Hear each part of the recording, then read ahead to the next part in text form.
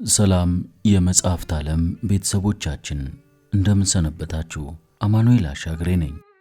የመጽሐፍት ዓለም የተሰኘውን ቻናላችንን ሰብስክራይብ በማድረግ ላይክ በማድረግ እንደዚሁም ለወዳጅ ዘመዶ ሼር በማድረግ ስለሚያግዙኝ ከልብ አመሰግናለሁ። በውጭ ሀገር የምትኖሩ ውድ የመጽሐፍት ዓለም ቤተሰቦቻችን በሱፐር ታንክስና በሱፐር ቻት ስለምትደግፉኝ ስለምታበረታቱኝ እግዚአብሔር አብዝቶ ይባርካችሁ። ከዚህ ቀደም የተስፋዬ ገብረአብ የሆነውን ልቦለድ የቢሾፍቱ ቆሪጦችን ስለወደዳችሁት ከልብ አመሰግናለሁ። አሁን ደግሞ ያልተመለሰው ባቡር የተሰኘውን ምርጥ ልቦለዱን እነሆ ተጋበዙልኝ። ያልተመለሰው ባቡር ትረካ እነሆ ጀመረ። አማኑኤል አሻግሬ ነኝ። መልካም ትረካ።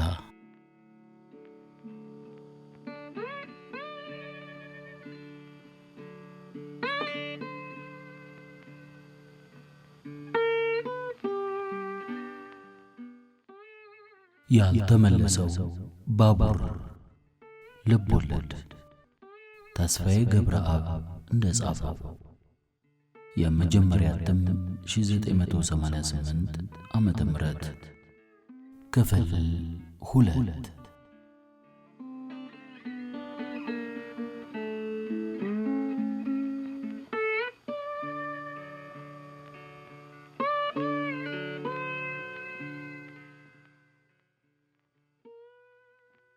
ምዕራፍ 9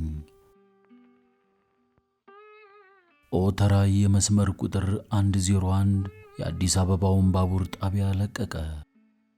ድምፁም ራቀ፣ ርቆ ነጎደ። ቢሾፍቱ ላይ ሲደርስ አዳም አንገቱን በመስኮት ብቅ አደረገ። ዳክዬዎች ሰማዩን ሞልተው ያንዣብባሉ። ወደ ሆራ ሐይቅ አሽቆለቆሉ። ሲያዩዋቸው ነፍስ ዘርቶ የሚበር ደሴት ይመስላሉ። ወይም በሀገሪቱ ውስጥ ነፃ ሰላማዊ ሰልፍ የተፈቀደ ይመስላል። ባቡሩ በየትኛውም ጣቢያ ሳይቆም ሁርሶ እንዲገባ ከበላይ ጥብቅ መመሪያ ተሰጥቶታል።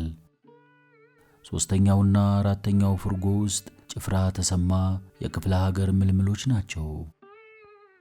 የአዲስ አበባና አካባቢዋ ምልምሎች ፍርጎ ልዩ ባህሪ ተላብሶ ነበር። ወጣቶች በየሻንጣዎቻቸው የደበቁትን መጠጥ አውጥተው መጎንጨትን፣ ጫት መቃምን፣ ሲጋራዎቻቸውን በላዩ መለኮስ ጀምረዋል።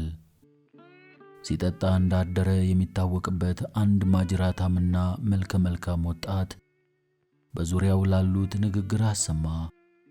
አያቴ በጣሊያን ጦርነት ሞተ። አጎቴ ኮሪያ ዘምቷል። አባቴ የሶማሌዎችን ሽርጥ እየቀደደ ሲያሳድዳቸው ሐመርካ ላይ የጀግና ወዳደቅ ወደቀ። ወንድሜ የሻቢያን ጨበሬዎች እየገነጠለ በሰሜን በረሃ መግቢያ መውጫ አሳጥቷቸዋል። ከ2 ዓመት በፊት የሻቢያ ጀሌዎች በመንጋ ከበው ያዙት። በመኪና መጎተቻ ካቦ ጎትተው በሽቦ እጁን ጠፍረው ከናቅፋ ተራራ ቁልቁል ወረወሩት። መታወቂያው እንኳን አልተገኘም። በእኔም ይህ የጀግንነት ታሪክ ይደገማል ሲል የከበቡት ሁሉ አውካኩ። አንድ ጎባጣና ኮሳሳ ወጣት ከአዳም ፊት ለፊት ተቀምጧል። ምክንያቱ ባይገባውም ሰረቅ እያደረገ እንደሚያየው አዳም አጢኗል። አያውቀውም፣ የቢሾፍቱ ልጅ እንዳልሆነም ገምቷል። ባቡሩ ጉዞውን ቀጥሎ ደብረ ዘይት ሲደርሱ ግን ጭምቱ ወጣት ፈገግ ብሎ ሰላምታ ቀረበለት።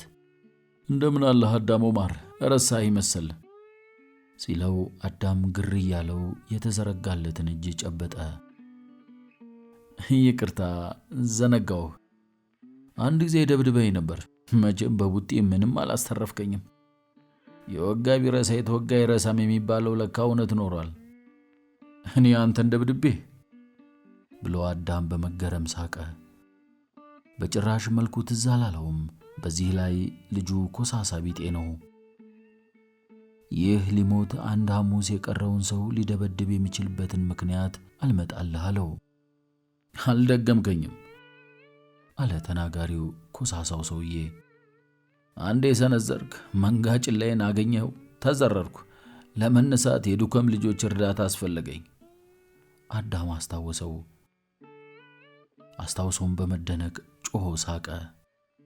ኦ የዱከሙ ደራሲ አስታወስኩ። ታዲያ በጥፋትህ ነው የቀጣው? ሳልደርስብህ በአደባባይ አዋረድከኝ። መቀጣት እኮ ነበረብህ። የ11ኛ ክፍል ተማሪ ሳሉ ነበር ሁኔታው የተከሰተው። የዱከሙ ልጅ የሚጫጫር ቢጤ ኖሮ በትምህርት ቤቱ የሬዲዮ ፕሮግራም በጡንቻዎቻቸው ብቻ ስለሚያስቡ ተማሪዎች ይተርካል። ተማሪዎቹ ታዲያ አዳሙ ማርን ማለቱ ይሆን ሲሉ ወሬውን ያሞቁታል። በዚህ ነበር አንድ ቡጤ ያቀመሰው። ጊዜውንና ሁኔታውን ሳይቀር በሚገባ አስታወሰ። እኔ ስላንተ የማውቀው ነገር አልነበረም አለው። እኔ አንተንም አላውቅም ነበር። እንዲያውም በከንቱ ነው ግፍ የሰራህብኝ። ውይ በጣም ይቅርታ አድርግልኝ። እንተዋውቅና ለወደፊቱ ክሳለሁ። አፈወርቅ እባላለሁ። የኔን ያው ታውቀዋለህ። በወዳጅነት መልክ ጨበጠውና አያይዞም ጋዜጠኛ ይሆናል ይሉ ነበርኩ። እንዴት ወታደርነት ተቀጠርክ ታዲያ? ውይ ችሎታ አሊያም ዘመድ ስለሌለኝ ይሆናል። ወይ ችሎታ አሊያም ዘመድ ስለሌለኝ ይሆናላ ብሎ በፌዝ ሳቀ። አይ ችሎታው እንኳን ነበረ፣ ዘመድ ይሆናል ያጣው። በዚህ ዓለም ላይ አንድ አጎት ብቻ ነው ያለኝ። እሱም የቴሌኮሙኒኬሽን መስሪያ ቤት ሾፌር ነው። ከከተማ ሲወጣ ከሰልና ማር ያመጣልናል። ከዚህ በላይ ሊረዳ እንደማይችል ግን እየማለ እየተገዘተ ነው የነገረን። ስለዚህ ወታደር ሆንኩ። ስለዚህ ነው ወታደር የሆንኩት። አዳሙ ትልሃለሁ፣ ጋዜጠኛ መሆን አያቅተኝም ነበር። እንግዲህ ያው ትርፍ ዜጋ መሆናችን ነው። ሌላ ምን ይባላል? አንተስ ቦክሰኛ ትሆናለህ ተብሎ ይነገር አልነበረም? ውጊያ ከቦክስ ምን ይለያል ብለህ ነው? የቢሾፍቱ ኑሮ ሲመረኝ በቃ ተቀጠርኩ። ታዲያ ያኔ ላቀመስከኝ ቡጤ ምንድን ነው የምትክሰኝ? አንተን ደስ ባለ ነገር ሁሉ ብሎ በሳቅ ፈነዳ። ውጪ በፍጹም ጨልሟል፣ ያካፋልም። በየጣቢያው ላስቲክ አናታቸው ላይ የቋጠሩ ማቲዎች ቆሎ፣ ሽልጦ፣ ሙዝና ግሽጣውን በእንቅብ ይዘው ይቸረችራሉ። ሐዲስ በርሄ በዝምታ ተውጦ ሲጋራውን ከማጤስ በቀር ከአዳም ጋር በቅጡ የመጫወት ፍላጎት ያለው አይመስልም። ዝምታ በዛው መሰለኝ ብሎ ፈገግ ለማለት ሞከረ። አያይዞም ረጅሙ ስልጠና እጅግ አድካሚና አሰልቺ ሊሆን ስለሚችል በዚህ አጋጣሚ በመገናኘታችን ልንደሰት ይገባናል አለው። ከውትድርና የተሻለ ሕይወት ማግኘት አትችልም ነበር ሲል አዳም ጠየቀው። አያይዞም በቤተሰብ ላይ የደረሰው አደጋ ከልብ አሳዝኖኛል። ያንተ ውትድርና መቀጠር ግን እውነት እልሃለሁ ምክንያቱ ሊታመን አይችልም አለው።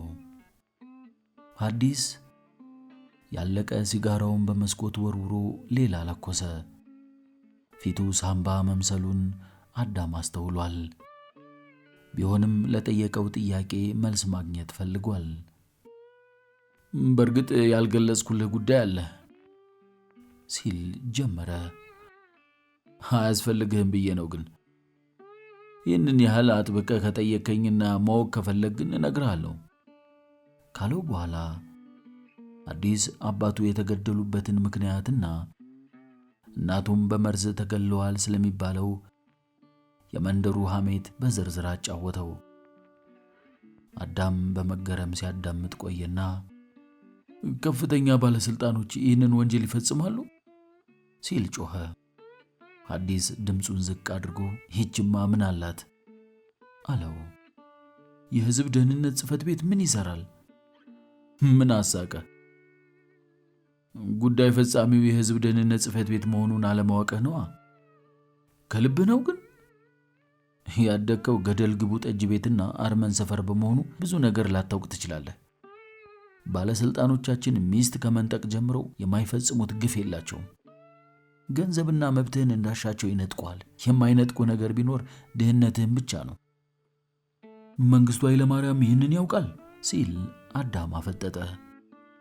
አናቱ ጠንብቶ ታችታችሁ ካልበሰበሰ ዙሪያ ገባው እንደማይገማ መረዳት አለበት ልጅ አዳም ምናልባት አርመን ሰፈር አንተ እንደ ልብህ እየፋለልክ አለመታሰርህ እውነታውን ጋርዶብህ ሊሆን ይችላል።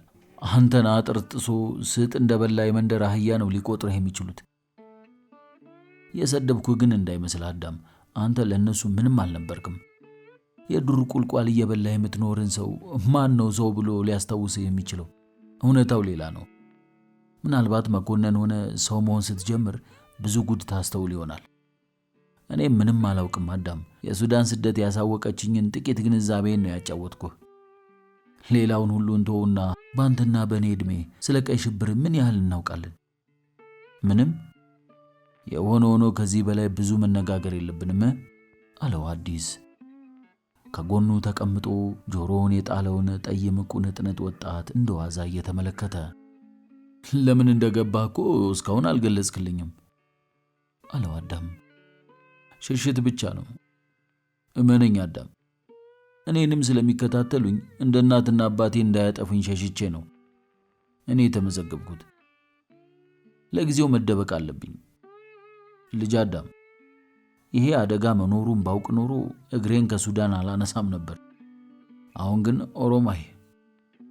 የመጨረሻዋ ቃል ሐሳቡ መሃል ስንቅር ስላለችበት ስለ ኦሮማይ ምን ነበር የሰማሁት? አላዳም ድንገት ቃሉን እንደሰማው ለማስታወስ እየሞከረ።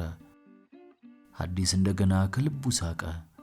ምን ያስቃል አንተ ብሎ ጆሮውን ለቀም አደረገው። ልቀቀኝ አዳም፣ ዳግመኛ አልስቅብህም። ተናገር፣ ምን አሳቀ?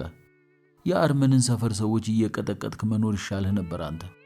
ጆሮውን እየለቀቀው ወያኔና ሻዕቢያን እቀጠቅጣቸዋለሁ አለ። እርግጠኛ ነህ ሁለት ሰዎች ብቻ እንደሆኑ ሲል ቀለደበት። አሁን ግን ሁለቱም ነበር የሳቁት። አዲስ ጆሮውን ጥሎ ሲያዳምጥ የነበረውን ወጣት ባይኑ ፈለገው። በቦታው አልነበረም። ወደፊትም ወደ ኋላም ዙሪያውን ቢመለከት አጣው።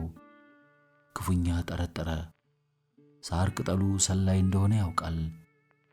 ድምፁን ዝቅ አድርጎ እንደተናገረ በማሰብ ችላ ሊለው ፈለገ፣ ግን አልቻለም።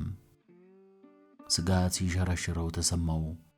ቢጨንቀው አይኖቹን በባቡሩ መስኮት ወደ ደጅ ወረወረ።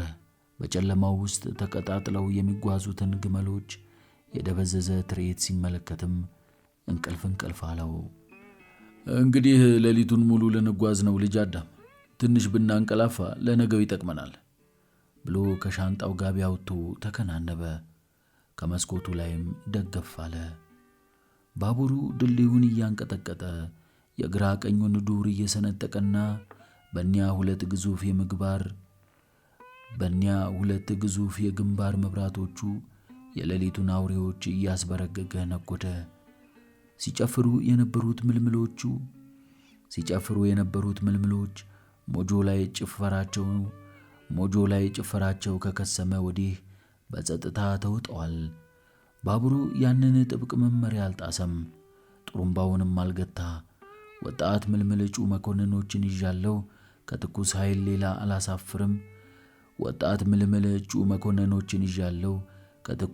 ሌላ አላሳፍርም። ጉዞው ወደፊት ነው። የማይበገር የመከላከያ ኃይል እንገነባለን የሚል ይመስላል። የባቡሩ ድምፅ ራቀ። አዎ ርቆ ነጎደ።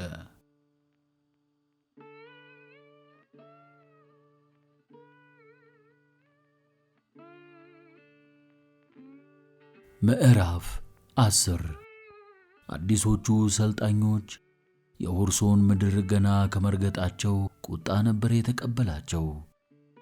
በረሃው የወለዳቸው የሚመስሉ አይናቸው የሚካልቡ ፊታቸው ላይ ጨካኝነት የተሳለባቸው መስመራዊ መኮንኖች እንደ ብራቅ እየጮሁ የትዕዛዝ ሰደድ ያንበለብላሉ። የእያንዳንዱ ሰልጣኝ ሻንጣ ተፈትሾ የሃይማኖት መጻሕፍት እንዲቃጠሉ አስቸኳይ መመሪያ ተሰጠ። የመጫወቻ ካርታዎች፣ ድምፅ የሌላቸው መሳሪያዎች፣ የቀበሌም ሆነ የትምህርት ቤት የመታወቂያ ወረቀቶች ከየሻንጣውና ከየሰልጣኙ ኪስ እየተሰበሰቡ ወደ ማቃጠያ ቦታ ተወረወሩ። ከጎንደር የመጣ አንድ ጭምትና ደፋር ወጣት በቆዳ የተደጎሰች ወንጌል ብብቱ ስር ወሽቆ አባቴ ባደራ ያወረሰኝ ንብረት ነው አልሰጥም ብሎ እሪ አለ። 2 ቡጢና 1 ካልቾ ቀምሶ የዕለት ዕለት ወደ እስር ቤት ተወረወረ። የፍተሻ አስተባባሪ መኮንኑም የሁርሶ እስር ቤት ዋጠው የሚል መጠሪያ ስም እንዳለውና ዙሪያው ግንብ፣ ገበሎች፣ እንሽላሊቶችና ጉንዳኖች የሚርመሰመሱበት እንደሆነ አሳውቋል። እብድ ብቻ እንደሆነ አስገነዘበ። እሺ ማለት ምን ያቅታል ሲልም በግራሜ አዲሶቹን ሰልጣኞች ጠየቀ። አዳም ኦማር የሻምበል ይገዙን ምክር አስታወሰ። እሺ ካልክ ስልጣን ያንተ ናት። ከስፔን ቋንቋ ወደ አገውኛ ተርጉም ብትባልም እሺ በል። እሺ ይበልጣል ከሺ። ከሰዓት ላይ እያንዳንዱ እጩ መኮንን ጸጉሩን እንዲላጭ ታዘዘ። በእርጋታ መሄድ የተከለከለ መሆኑም ታወጀ። ለሚቀጥሉት 3 ወራት እንቅስቃሴው በሩጫ ነው። ማምሻውን የማስተባበር ሥራ የሚሰሩ ንቁ እጩ መኮንኖች ከየቡድኑ ተመለመሉ። አዳም ኦማር አንዱ ነበር። እጩ መኮንኖቹ ሁርሶን በረገጡ በሁለተኛው ወር ድምፃዊ ጸጋዬ እሸቱ እሄዳለሁ ሐረር ባቡር ተሳፍሬ ብሎ ያንጎራጉር ዘንድ በሥርዓት ከተወጠረው አስፈሪ ካምፕ ደረሰ። 3000 ተመልካች ያለማጨናነቅ አስማምቶ የሚይዘው አምፊ ቲያትር አረንጓዴ በለበሱ ሰልጣኞች ደመቀ። ከተለያዩ ማዕዘናት የሞቀውንም ያልሞቀውንም ጎጆውን ጥሎ የመጣው ሰልጣኝ ሁሉ ሆ በማለት ጸጋዬን አጀበው። በተለያዩ አጋጣሚዎች ዘፋይ ላይ መንጠልጠልና እግር መሳም የለመዱት ወጣቶችም ከነቱታቸው እየተወነጨፉ ጸጋዬን የጣዖት ያህል ሰገዱለት። በከረረው ወታደራዊ ሥርዓት ታፍኖና ታምቆ የሰነበተው ሁሉ እፎ ያለ። ምሽቱም መልካም ሆነ። በነጋታው ግን ጉድ ፈላ። ኮሎኔል እጅጉ እንቅልፋተው የማደራቸው ወሬ ወዲያውኑ ነበር የተዳረሰው። መኮንኖች መዋረዳቸው ተወሳ። አንድ እጩ መኮንን ከተራ አዝማሪ እግር ላይ መውደቁ የኢትዮጵያውያን መኮንኖች ክብርን ማዋረድ መሆኑ ተገልጾ በሰልጣኞቹ ላይ መዓት ወረደ። ከባድ የዱላ ድብደባና ወታደራዊ ቅጣቶች ለ4 ሰዓት ያህል ተካሂዷል። በዚህም ሁርሶ ሰልጣኞቹን አስደነገጠች። ከሰዓትም ላይ ቅስቀሳው በስፋት ቀጠለ። እያንዳንዱ ብርጌድ አዛዥ እጩ መኮንኖችን ሰብስቦ ንግግር ያደርግ ጀመር። የሁለተኛ ብርጌድ አዛዥ ሻምበል ታዬ የንዴት ሲቃ እየተናነቃቸው ነበር ንግግራቸውን የጀመሩት። አዋረዳችሁን፣ ተዋረድን። የመኮንንነት ሥርዓት ተጣለ፣ ሕግ ፈረሰ። በየግንባሩ መስዋዕትነት የሚከፍሉ መኮንኖች በየሰዓቱ በየግንባሩ መስዋዕትነት የሚከፍሉ መኮንኖችን አንገታቸውን አስደፋን። በኢትዮጵያ ታሪክ ለመጀመሪያ ጊዜ ይህንን መሰል ክብረ ነክ ድርጊት ተፈጸመ። ምን አፋለን? እኔ ታየ ይህንን ውርደት በገዛ ዓይኔ ከማየቴ በፊት ምነው እዚያው ኤርትራ ምድር ላይ በፈለስኩ። በብስጭት መልክ መለያቸውን አውልቀው ለጥቂት ሴኮንዶች አቀረቀሩ። ዓይናቸው በርበሬ መሰለ። ከንፈራቸውን ነከሱ። ግራ ቀኝ የቆሙትን መምህራን መኮንኖች ገላመጡ። እንደገና ረገብ ብለው ንግግራቸውን ለመቀጠል ሞከሩ። ስርዓት የሌለው መለዮ ለባሽ ጦርነት ላይ አሸንፎ ያውቅም። ዋናው ታዛዥነት ነው። አድርግ የተባለውን የሚፈጽም፣ አታድርግ የተባለውን የማያደርግ መኮንን ለዚህች ሀገር በእጅጉ ያስፈልጋታል። የመኮንንነት ደንብና ስርዓት ከግል ንጽህና ጀምሮ መጠበቅ ያስፈልጋል። ክብርም መጠበቅ ያሻል። እኔ 18ኛው ተራራ ክፍለ ጦር ላይ የገባው ሰው ነኝ። ሄዳችሁ ጠይቁ። ሻምበል ታዬ ማን ነው በሉ። ሜዳና ገደሉ ጋራ ሸንተረሩ ይናገራል። አንድ የ18ኛ ክፍለ ጦር ወታደር ተኩስ ሳይባል አይተኩስም፣ አፈግፈግ ሳይባልም አያፈገፈግም። በተቃራኒው የሚሰራ ግን ሞልቷል። በኔ የሚመራው ጦር ሮኬት መሆን አለበት። በኔ አዛዥነት ስር ያላችሁ ተማሪዎችም በየሄዳችሁበት ሁሉ የኔን ስም እንድታስጠሩና የታየ ተማሪዎች ነን እንድትሉ ፈልጋለሁ። ይህ ከዛሬ ይጀምራል። እኛ የምናስተምራችሁን ለወታደሮቻችሁ ማስተማር የምትችሉበትን ብቁ መኮንንነት ስትሆኑ ብቻ ነው። በዚህ አያያዛችሁ ግን ኢትዮጵያን ታዋርዷታላችሁ። መኮንንነት ክብር ነው። መኮንኖችና ወታደሮች አብረው ቆሞ መታየት የለባቸውም። እዚህ ግን ሲጋራ ትለኳኩሳላችሁ። አንድ እጩ መኮንን እንዴት ከአንድ የበታች ሹም ጋር ሲጋራ ይለኩሳል? ውርደት ነው። መናናቅ ይመጣል፣ ስርዓት ይበላሻል። አሁንም የጠራኋችሁና የሰበሰብኳችሁ የሚሰጠው መመሪያ በሚገባ ተቀብላችሁ በተግባር እንድታውሉት ነው። ከብርጌድ ባሻው ጀምሮ 100 መሪዎችና ሻምበሎች ባሾ እስካሁን ተገቢውን አመራር አልሰጠኋችሁም። ይህ በመሆኑ ነው አደባባይ የተዋረድ ነው። እንዳያችሁት በመጠኑም ቢሆን የተሻለ አመራር መስጠት የተቻለው ያው እጩ መኮንን አዳም ኦማር ብቻ ነው። የታለ እጩ መኮንንነት ታዲያ? ከብርጌድ በሻው ጀምሮ 100 መሪዎችና ሻምበሎች ባሾ እስካሁን ተገቢውን አመራር አልሰጧችሁም። ይህ በመሆኑ ነው በአደባባይ የተዋረድ ነው። የደረሰኝን ሪፖርት እንዳየሁት በመጠኑም የተሻለ አመራር መስጠት የቻለውም እጩ መኮንኑ አዳም ኦማር ብቻ ነው። የታለ እጩ መኮንን አዳም? አቤት ጓድ ብሎ ከተቀመጠበት ተስፈንጥሮ ተነሳ። የሻምበል ይገዙን ምክር አስታወሰ። ውስጡም በሐሴት ፈነደቀ። ሊታዘዝ ተዘጋጀ። ታስታውቃለህ፣ ቀልጣፋና ፈጣን ነህ። ቁመናህም ለመኮንንነት የተሰጠ ነው። በዚህ በአጭር ጊዜ ውስጥ እንግዲህ የተመስገንን የወደፊት አመርቂ ሥራ እንደምትሠራው እተማመንብሃለሁ። የታየ ልጅ ነኝ ብትል ያኮራሃል። ከዛሬ ጀምሮም ብርጌድ ባሻ ሆነ እንድታስተባብር መርጬሃለሁ። የመኮንንነትን ክብር ማስጠበቅ አለብህ። ትላንት የተፈጸመው አይነት አሳፋሪ ተግባር በእኛ ብርጌድ እንደማይፈጸም ተስፋ አድርጋለሁ። ጀግና በባትሪ የምንፈልግበት ዘመን ላይ ነን። የትኛው ፈላስፋ ነበር በኩል ቀን እውነታውን ሰው ፍለጋ ፋኖስ ይዞ የወጣው? ዴሞስቴን? አዎ፣ እኛም እንደ ዴሞስቴን ጀግና ፍለጋ ባትሪ ይዘን መውጣት ይኖርብናል። ይኸው ነው እንግዲህ ጨርሻለሁ። ከተማሪዎቹ መሃል በድንገት አንድ እጅ ተመዘዘ።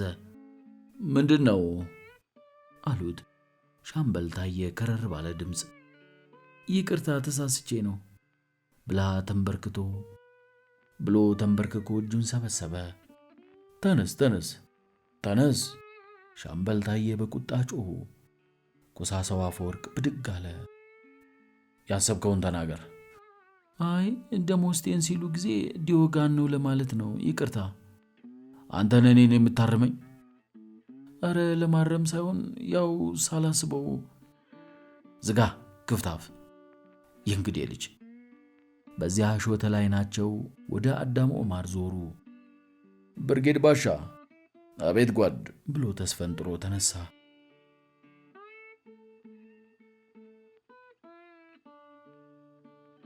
ለ2 ቀንና ሌሊት ዋጠው አስገባው። ተቀብያለሁ ጓድ። ድምፁ እንደ ነጎድጓድ አስተጋባ።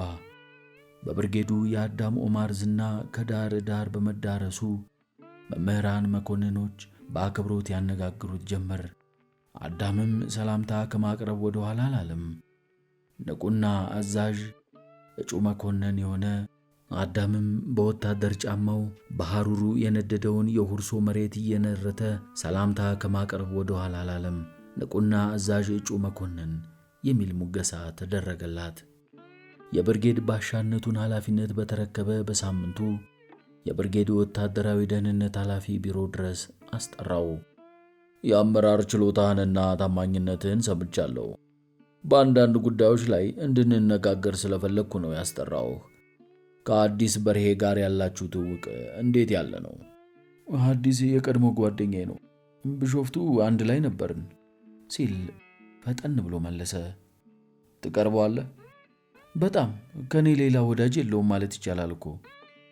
መልካም ነዋ።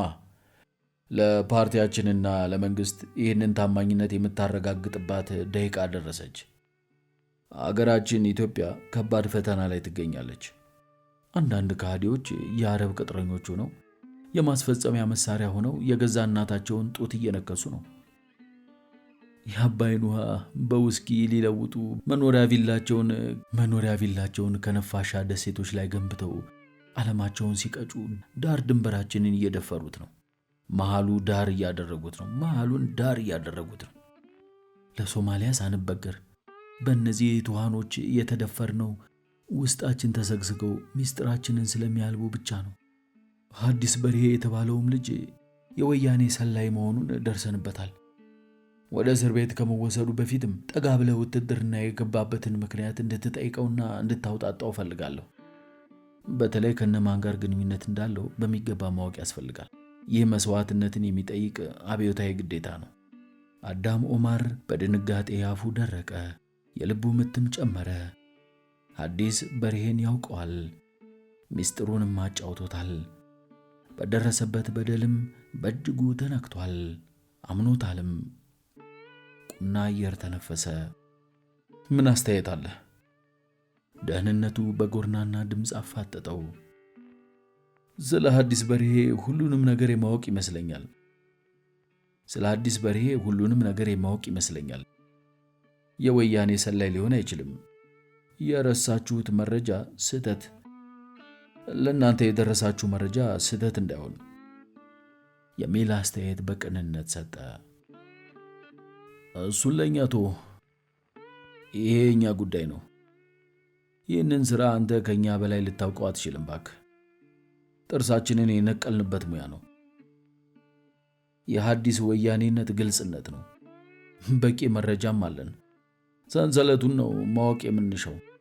ይህንን የምነግርህ ታማኝነትህንና ታዛዥነትህን ከተለያዩ መኮንኖች በማረጋገጤ ነው። ገባህ አይደል? ከባድ ሚስጥርም እየነገርኩ እንደሆነ መገንዘብ አለብህ። አዳም ጎበጥ፣ የልቡ ምት ይበልጥ ጨመረ። ፍርሃት ውስጡ ገብቶ አራደው። ሆኖም ይህንን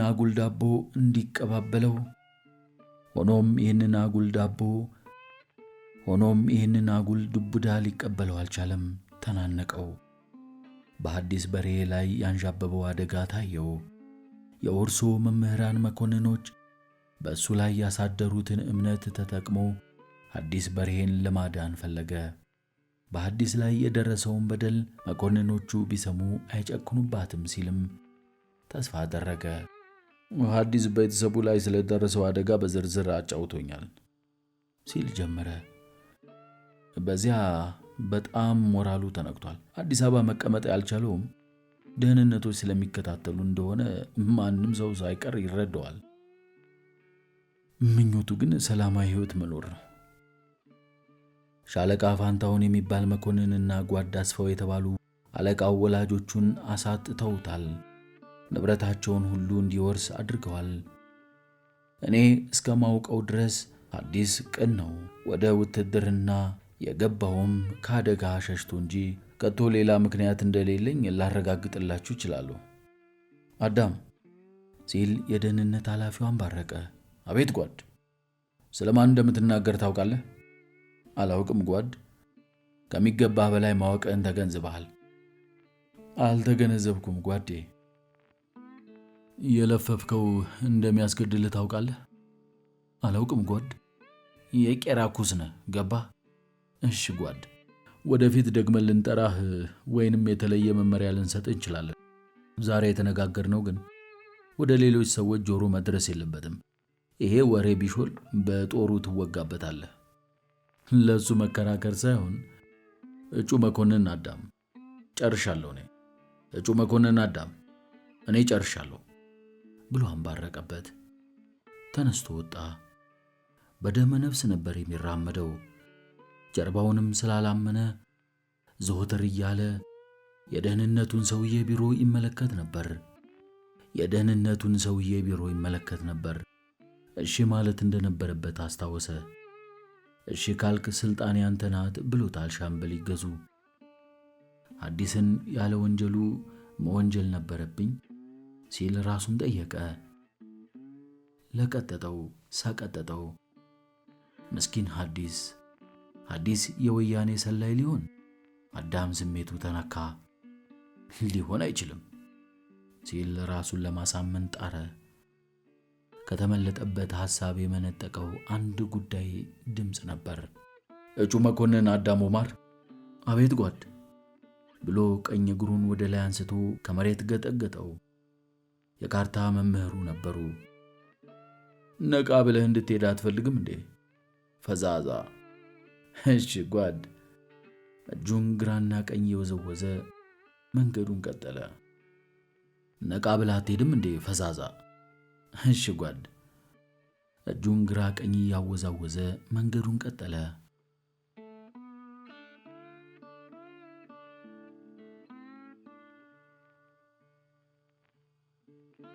ምዕራፍ 11 6 ወራት አለፉ። ጉርሜሳ ሲጸልይ ነበር ያደረው። ሲጸልይም ነበር የሰነበተው። ለጀመረው የማታ ትምህርት የሚከፈል 24 ብር እስከ ሰኞ ይፈልጋል። አሁን የአንድ ቀን ጊዜ አለው። በኢየሱስ ክርስቶስ ፈቃድ ያንን ገንዘብ ማግኘት አለበት። የሰው እጅ ማየት አልፈለገም። የእግዚአብሔር ልጅ ኢየሱስ ክርስቶስ አንኳኩ ይከፈትላችኋል እያለ ሰውን መለመን ምን አመጣው? እሁድ ቀኑን ሙሉ ጸሎት አደረሰ። ከወንድሞቹ ጋር ጌታን አመሰገነ። ምሽቱን ወደ ቤቱ ሲመለስ አባቱ ብድር ፍለጋ መሄዳቸውን እህቱ ስትነግረው ተስፋ አድርጎ ነበር። ባዶ እጃቸውን ተመለሱ። ልጅ ምን ተሻለ አሉት እንደገቡ። ጌታ ያውቃል የሚል መልስ ሰጥቶ ጸልዮ ተኛ። በነጋታው ዕለቱ ሰኞ ነበር። የትምህርት ቤት ሰዓት እስከሚደርስ በትዕግስት ተጠበቀ። ከሰዓት ላይ አንዲት የተጎሳቆለችና በድብደባ ፊቷ የበለዘ ሴት ዘው ብላ ገባች። አላወቃትም። ጉርሜሳ ማለት አንተ ነህ አለችው በጥርጣሬ። ነኝ ብሎ ሆዷ ላይ አስተዋለ። ጸንሳለች። እኔ የአዳም ኦማር ሚስት ነኝ። ቁጭ ብዬ ላውራ ይሆን? እሺ ተቀመጭ ብሎ በርጩማ መለከታት። ተቀምጣ ቀጠለች። አዳም አስረግዞኝ ነው ሄደው። አዳምን የኔ ለማድረግ ስል ነበር ያረገዝኩት። ተመልከተው ሆዴን። ገደል ግቡ ጠጅ ቤት ቀጂ ነበርኩ። አባረሩኝ። እርጉዝ ላም እንጂ ሰው አትመስይም፣ የጠጪን ዓይንም አትስቢም ብለው ዕቃዬን እያወጡ ወረወሩት። መሄጃ የለኝም። አወዳደቄ እንዲህ እንደሚሆን ባውቅ አላረግዝም ነበር። አሁን ግን ያለኝ እድል ባሌን መፈለግ ነውና የአዳምን አድራሻ ብትሰጠኝ ብዬ ነው የመጣሁት። የአዳምን አድራሻ አያውቀውም። ከጥቂት ሳምንታት በፊት አንድ ደብዳቤ ደርሶት ነበር። በፖስታው ላይ ግን አድራሻው አልተጻፈበትም። ጉርሜሳ በእጅጉ ተነካ። ንግግርም ሆነ የደረሰባት በደል ሐዘን ቢጭርበትም የአዳምን አድራሻ ሊያገኝላት እንደማይችል ገለጸላት። አንተስ የምትረዳኝ ነገር ይኖራል? ምሳዬን እንኳን አልበላሁም ስትል ተማጸነችው። በጸሎት እረዳሻለሁ፣ ሌላ ምንም የለኝም። ጸሎት ምን ያደርግልኛል? ለኢየሱስ ክርስቶስ የሚሳነው እኮ የለም። አንዲት ብር እንኳን የለም። አዝናለሁ። የነበሩንን 3 ዳቦዎች ጸለይን በምሳ ሰዓት በላናቸው። መልስ ሳትሰጠው ጥላው ወጣች። እሱም ጸሎቱን ቀጠለ። ጌታ ሆይ ይህችን ጎስቋላ እርዳት፣ እጅህን ዘርጋላት። ከአርመን ሰፈር ድሆች አንዷ ናት። ጌታችን ኢየሱስ ክርስቶስ ሆይ በምድር እንባ በረከተ። አንጀታቸውን ያሰሩ ጎስቋሎች እህታቸው ከፋ። ከቶ ላንተ ምን ይሳናል ሲል ጸሎቱን አደረሰ። የአዳም ደብዳቤ እዛው ጠረጴዛ ላይ ስለነበር እንደ ዋዛ አንስቶ ማንበብ ጀመረ።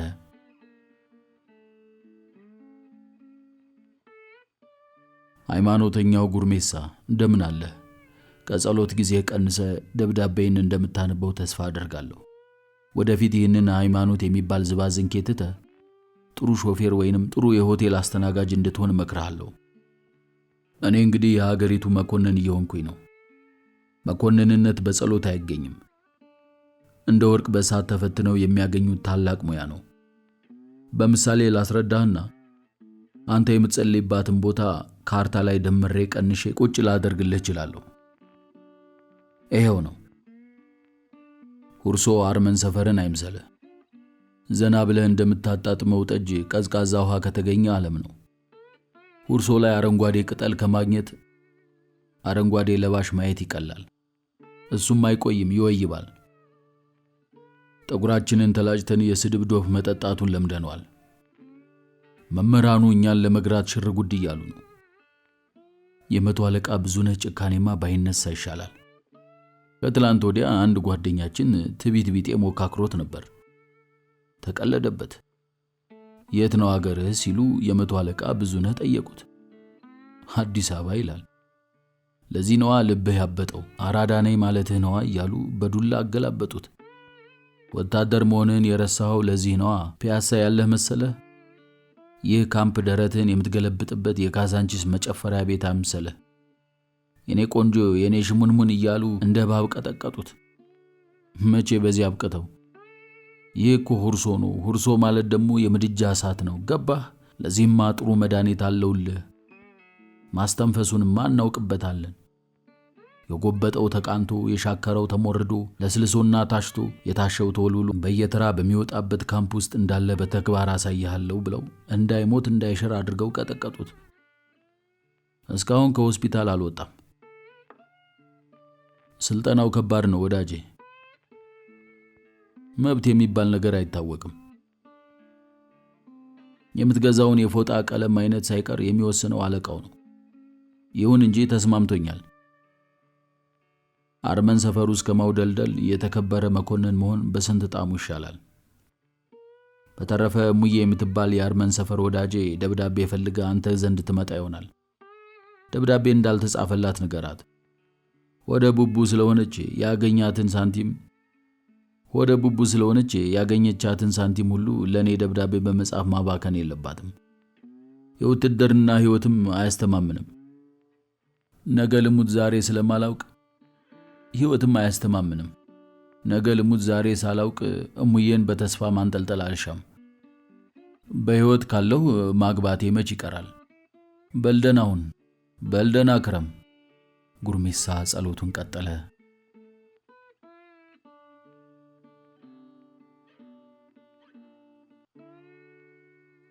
ጌታ ኢየሱስ ክርስቶስ ሆይ አሕዛብ በእብሪት ተሞሉ፣ ሰይጣን ተጠናወታቸው፣ ወደ ገደልም ቸኮሉ። ይቅር በላቸው። ንቀት በመንፈሳቸው ሰፈረች። ቃየል ወንድሙን እንደገደለ ሁሉ የአገራችን ወታደሮች ሳንጃ መዘዙ፣ በእብሪት ተሞሉ። ጌታ ኢየሱስ ክርስቶስ ለዚህ ምድር ሕዝብ አስብለት፣ ልቦናውን ስጠው። ላንተ ከቶ ምን ሊሳንህ ይችላል? ሰላምን አውርድልን። አንተን አምላካችን እንድናመሰግን ጊዜና ብርታቱን ስጠን። ኃይል ያንተ ናትና ጌታ ኢየሱስ ክርስቶስ ሆይ።